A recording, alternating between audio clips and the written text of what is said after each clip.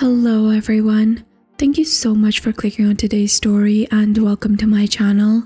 In today's story, OP reaches out to r/legal advice because her husband passed away unexpectedly and she found out that they were in crippling debt.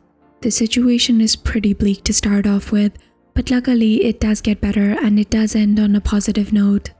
I do hope that you enjoy this story as it's a little bit different from the last couple of bleak ones that I've had.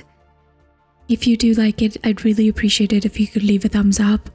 And before I move on to the story, I just wanted to give a second and say thank you to all of my subscribers.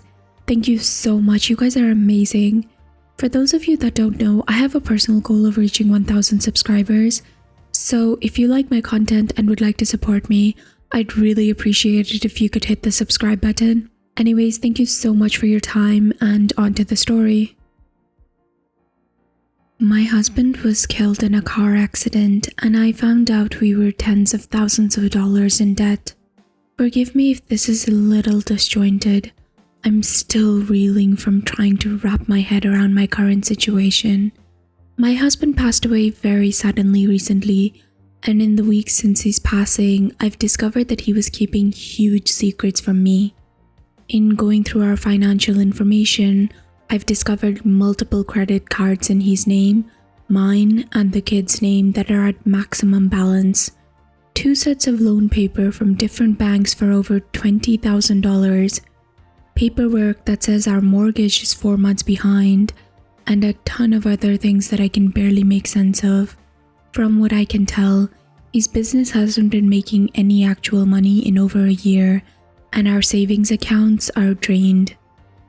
There is evidence that he's been using some gambling websites and has lost thousands and thousands of dollars. I've been a stay-at-home mom for our entire marriage, and he owned his own business, so he handled everything with the money. I have no idea how to deal with any of this or what to do. I know that I need a lawyer, but our accounts are pretty much empty, and I'm at a loss over what to do. Are there any free legal options I can look into?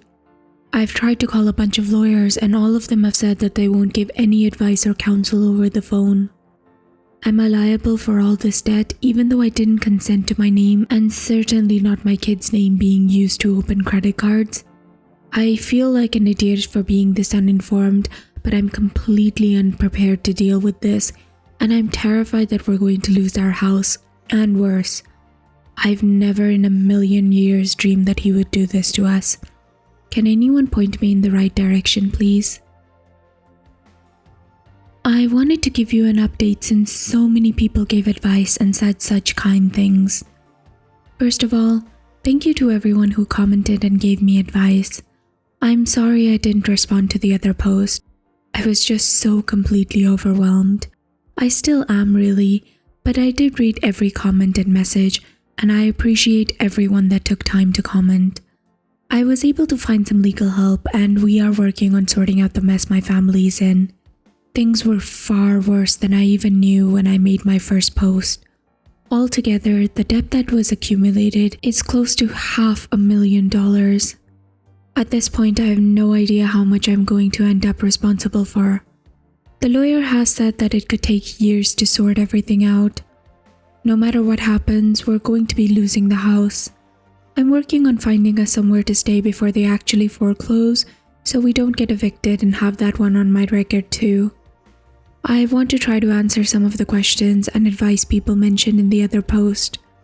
I have 3 kids, so that is the we that I keep saying. The older 2 are from a previous relationship, but I have contacted Social Security to get benefits started for my youngest. Thank you for the user who mentioned that. My husband's business was a computer and tech repair company he ran by himself.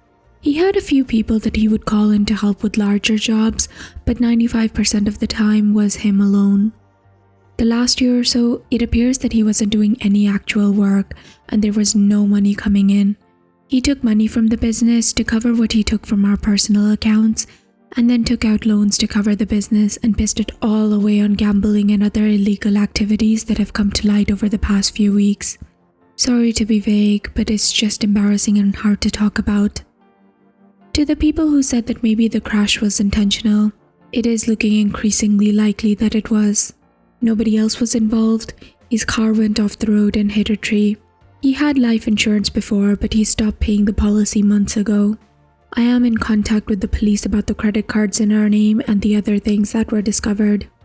All in all, things are looking really bleak at the moment, but I have faith that eventually it will work out. I have a few leads on jobs and have picked up a little temp work here and there the last few weeks so that we have something coming in. I've also signed up for food stamps and Medicaid, so once that goes through, it will be a little of help. I applied for an AMHA as well, but they said that the waitlist can be a few years wait, so that's kind of a long shot. Someone has suggested asking family or friends for help or loans, and they absolutely would help me if they could, but none of them are in financial positions to be able to help. My sister will hopefully be able to let us stay with her temporarily until I can sort things out and get us back together. She's my only living family and has become my rock through all of this. So yeah, I guess that's it. Thank you all again for listening and helping. If anyone else has any more suggestions on trying to pick up pieces that I haven't thought of, I'd really appreciate any advice. This will probably be my last update. I hope at least. First of all, sorting things out didn't take nearly as long as we thought it would. Things ended up being a lot more straightforward than they first appeared.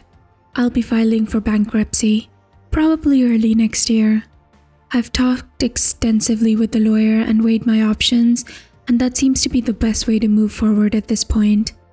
90 to 95% of the debt should be discharged with the bankruptcy, so that's a good thing, although it is bittersweet. We're losing the house. We'll be moving out in less than a week. I am worried about the bankruptcy credit issues with trying to rent an apartment. However, I'm now on the waitlist for the PMHA housing, and from what I've heard, the waitlist isn't long at all. We ended up not being able to count on staying with my sister for longer than about a week thanks to our horrible landlord, so I'm trying to find something else in the meantime. I have a few options to look into. Honestly, I'm not that sad about the fact that we have to move out of the house. The old place is filled with tainted memories now, and I think it will be good to get a fresh start. I've been assured by the police and my lawyer that because of the criminal nature of opening accounts in kids' names, we should be able to get their credit cleared. That one might be a long road, but we'll get through that too. My application for Medicaid and food stamps came through, so that is some definite stress off my shoulders. I made the girls and myself an appointment at a family counselor, which we will be going to next week. The lady at PMHA Housing was very reassuring and very sweet about my situation, and she made it sound like I was pretty much a shoo-in as soon as the place opened up. Last but not least, I listened to the many Redditors that told me to make a post on r/Santa's Little Helpers to inquire about help with Christmas for the girls. So hopefully we'll be able to find some holiday help, and that'll be another huge load of stress lifted from my shoulders. I want to thank everyone who messaged me and offered words of encouragement and support. I can't even begin to tell you how much it means to me to know that I'm not alone. I never imagined Reddit to be an empathetic and caring source of comfort, but it turns out that that's exactly what it is. Thanks again, everyone. Hello, everyone. I wanted to give one last update on my situation since so many of you have reached out to me. This has been a whirlwind few weeks. A lot of change, a lot of stress, and a lot of hard work. As difficult as all of this has been and will still be to go through, I'm feeling more positive than I have in months. The legal issues are being dealt with as best as they can for the moment, and we're looking at filing bankruptcy early next year. It is scary to think about, but I do know that it's the best option and things will work out in the end. We moved out of our house almost a week ago. It feels very bittersweet and the girls are having a difficult time, but I know that they will adjust, and I really do think that a fresh start will be the best thing for us. The girls are in individual grief counseling and we began family therapy. I'll be making an appointment for myself as well, something so many of you encouraged me to do. Some of my very good news now. We were able to find a permanent place to live with a very sweet landlord who's sympathetic to my situation and has previous experience with welfare and has bent over backwards to help me through all of the red tape, will be moving again into the new place at the very end of this month. Hopefully that'll be the last time that we have to move for a very long time. My second huge piece of good news to update with is that I got a job. I'm now working full-time in an office of a company that's owned by someone I met through my posts here. She contacted me after my last update and offered me a trial run with her company. I started this past Monday and so far so good. I'm incredibly humbled and grateful to her for giving me a chance. That brings me to my third point and really the reason that I'm making this update. I wasn't sure what to expect when I reached out for advice. I just felt so overwhelmed with the situation, and I think I was just mostly wanting to not feel alone and to connect with and talk to people who had some understanding of what I was dealing with. The response that I got from all of you has been astonishing. The advice, the stories of dealing with similar circumstances, the encouraging messages, the fact that you literally saved Christmas for me and my kids, a new freaking job, and just the empathy and kindness that you all have shown me and my family is so far beyond anything I expected that I don't even know the words to express how grateful and humbled and loved it made me feel. It's going to be a long, tough road, but I have total faith that things will be okay, and that is in large part due to the r/legal advice community. So in closing, I want to say thank you to every single person who reached out to me in any way, shape or form. Thank you for lifting us up and helping us through this. You guys have saved me in a million different ways, and I will always be grateful. I hope that you all have a merriest Christmas ever. So guys, what did you think about this? Please let me know in the comments down below. I was honestly numb reading this. First of all, OP and her daughters are absolutely some of the most beautiful human beings on this planet. They are so strong, they are incredibly resilient. Being able to go through such life-changing experiences is incredible, and I am so grateful that she has the foresight to be able to set up therapy for her kids, and not just individual therapy but also family therapy, because the trauma that they went through is incredible. Now onto the husband. A lot of people might say, and I completely respect this opinion, that you shouldn't speak ill of the dead. But that being said, the legacy that this man left behind was horrible, and that's what I want you to think about. This man left his family in crippling debt. He gambled tons of money away and also spent it on illegal activities. Now, if the accident was intentional, and it does sound like it might be, he's also incredibly selfish for letting the life insurance policy lapse. Like what? How much would it actually cost to have a life insurance policy? I mean, I guess it depends on how much the payout is, but honestly, if you find yourself in such horrible situations and you decide to do something like this, the least that you can do is have the foresight and think about your family. I don't know, I really don't like him, and I really don't like the legacy that he left behind.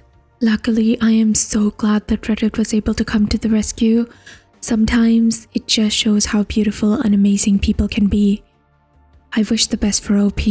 I hope that they survive COVID really well, and I wish the best for her and her daughters, and I hope that they're able to heal from this trauma. What did you guys think about the story? Please let me know in the comments down below. If you did like it, I'd really appreciate it if you could leave a thumbs up, and please subscribe if you'd like to hear more stories from Reddit with updates.